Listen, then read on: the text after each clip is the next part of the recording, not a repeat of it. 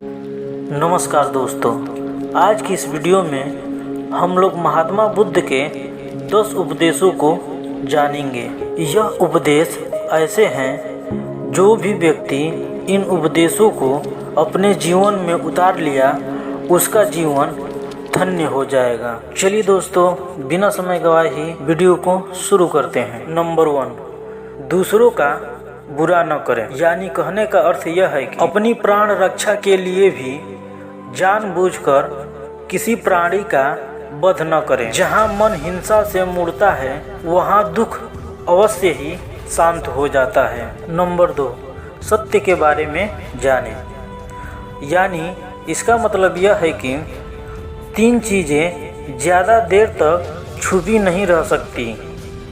वह 3 चीज़ें सूर्य, चंद्रमा और सत्य है। जिस तरह सूर्य रोज प्रत्यक्ष दिखाई देता है और चंद्रमा भी दिखाई देता है, उसी तरह सत्य कभी न कभी सामने आ ही जाता है।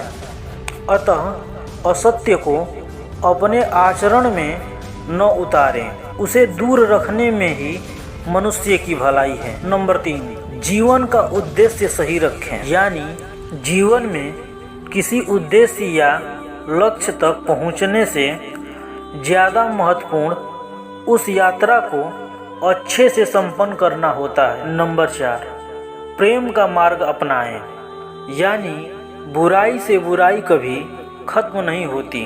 घृणा को तो केवल प्रेम द्वारा ही समाप्त किया जा सकता है।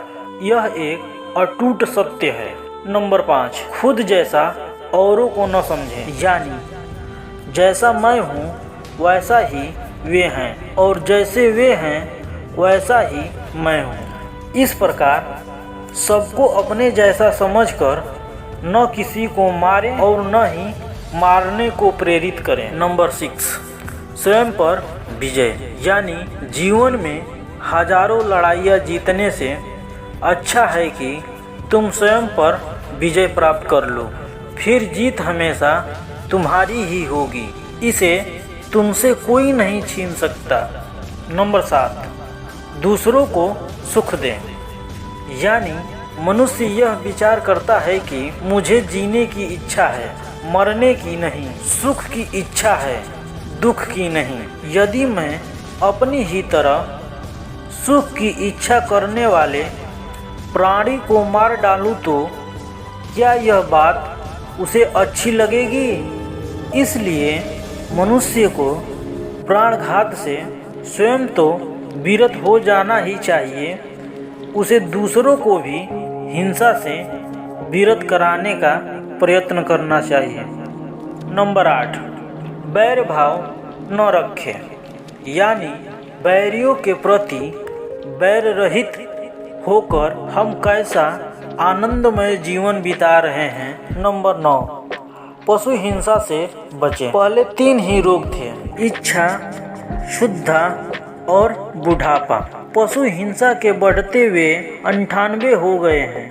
ये याजक पुरोहित निर्दोष पशुओं का वध करते हैं, धर्म का ध्वंस करते हैं। यज्ञ के नाम पर की गई यह पशु हिंसा निश्चित ही निंदित और नीच कर्म है। प्राचीन पंडितों ने ऐसे याजकों की निंदा की है।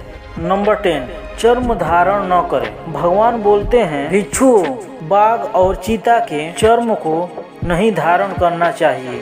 जो धारण करे उसके ऊपर दुष्कृत का दोष होता है। जय हिंद दोस्तों। अगर आपको यह वीडियो अच्छी लगे तो प्लीज़ वीडियो को लाइक करना और चैनल पे नए हो तो प्लीज़ चैनल को सब्सक्राइब करना।